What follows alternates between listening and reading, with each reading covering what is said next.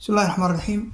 maxaa aynu qaban karnaa Falastiiniyiinta lagumaadayo ciyaalkii dumarka iyo ragga masaakiinta waxa weeye waxaynu qaban karnaa wax badan.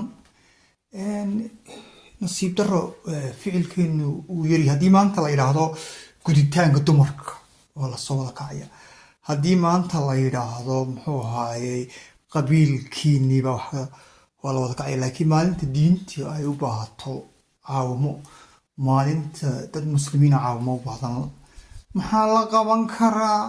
waanu ducaynaynaa. waxa weeye waa ta ugu liidatay buu Nabi Maxamed sallallahu alayhi wasallam. ficilka iyo hadalka ayaa ka faa'iido badan. ficilka waxaad u samayn kartaa waraaqaad u qori kartaa qofka kuugu jira siyaasadda.